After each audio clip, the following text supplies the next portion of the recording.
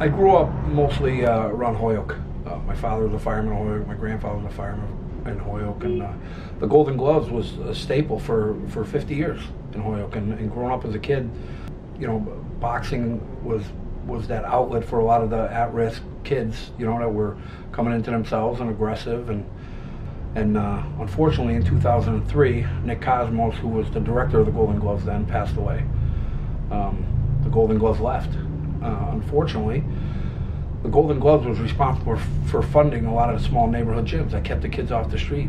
I boxed in the Golden Gloves, and I left. I graduated high school, went in the Army, came back here, got on the police department. In 2009, I was assigned to the street crimes unit, dealing with a lot of juvenile kids, gang members, kids running the streets. And after talking to a lot of these kids, I realized there's not a lot of character-based programs out there that will teach kids, you know, the fundamentals and the traits they're going to need to be productive members of society. And boxing was one of the things that always catered to those types of kids.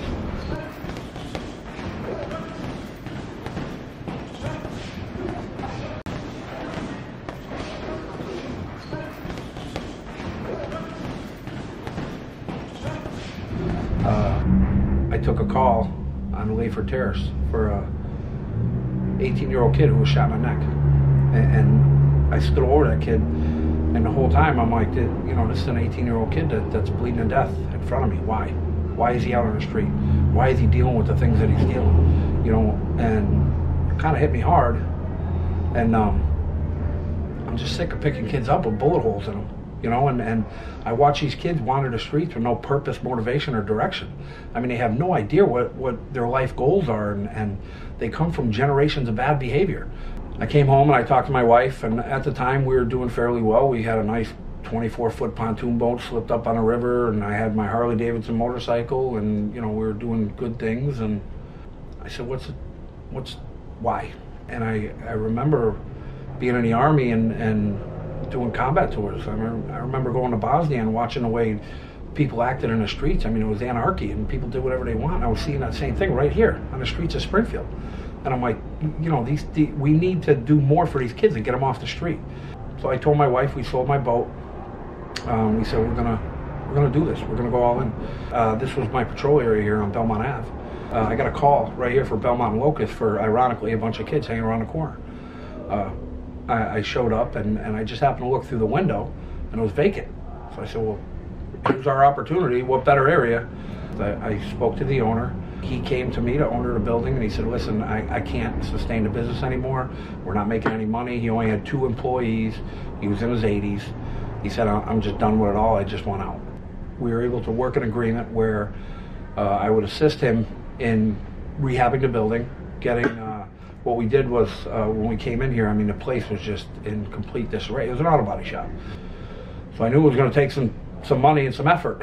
I reached out to a good friend of mine, Stan Zamowski and Dave Capillo, and they're my 2 best friends. And Dave's a retired police officer from Springfield College, and Stan worked for a school department in Chicopee, and I know that they're sympathetic to the cause.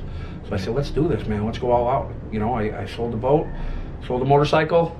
I got my tax returns, I emptied my bank account, let's do this, let's go all in. You know, we went through a lot of money. I mean, $60,000 it took me to get this place where it needed to be.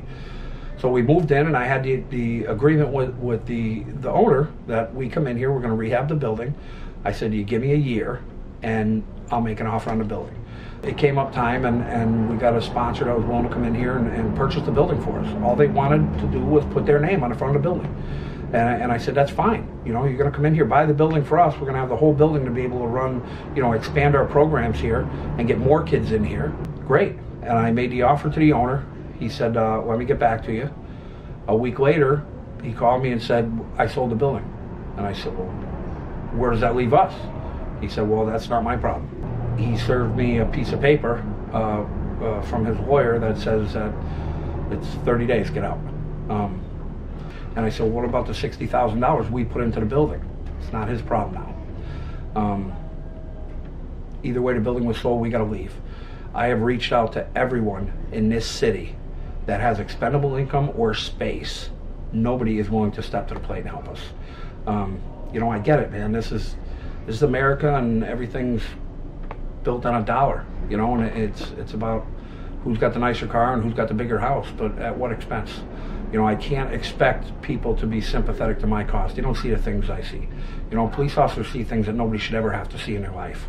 And, you know, it's easy to watch on the news, you know, oh, another kid got shot in Springfield, but, you know, there's guys who are standing over that kid, that 15, 16, 17-year-old kid that's bleeding to death, and looking at them as he takes his last breath, as them cops are pumping on his chest, trying to get him CPR, trying to get him alive. You know, they see things that nobody should ever have to see, and it carries with you. And, you know, at some point, you just say, man, enough is enough. Something has to happen. Occupying their time is not enough. You have to teach morals to these kids. Every kid in my program, I know everything about them. I know their first name, their last name. I know their teacher's name. I know where they go to school. I know what their situation is. I know when they walk through that door if they're having a good day or they're having a bad day. And sometimes, you know, I have to pull them aside to talk to them, and you know, a lot of them respond to me. That's probably the thing I'm most proud of. I mean, we've had some kids that have developed into good boxers. There's no question about it. But we have much more kids that have developed into good human beings. My wife cooks for the kids every day. She brings crock pots in, and, you know, a lot of these kids don't have a lot of money to eat. And, you know, to see how these kids come in and give my wife a hug and shake her hand and say, hey, thank you. That's something that I didn't see when they first came in here. And, you know, it's little things like that. To see a kid who failed every grade last year, every class last year, to come in here and now he's on the honor roll and he has straight A's. And to be able to reward that kid. You know, I mean, it's been my experience that these kids, they long to make you happy. You know, to tell a kid, hey, you did a good job, buddy, I'm proud of you.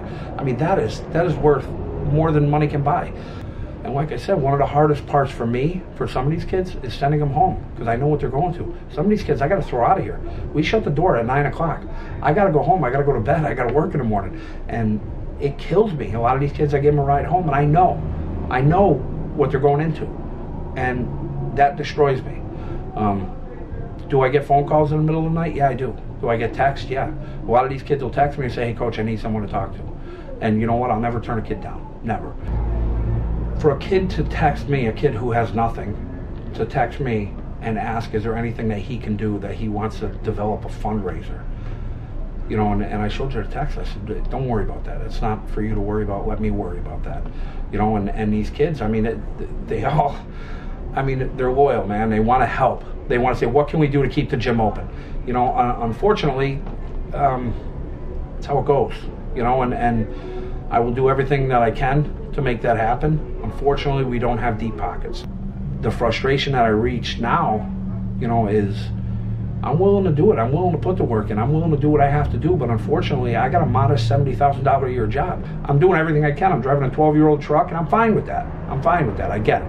You know, but at the end of the day, I can put my head on a pillow and know that I'm doing something good for these kids, and you know, I'm doing my part.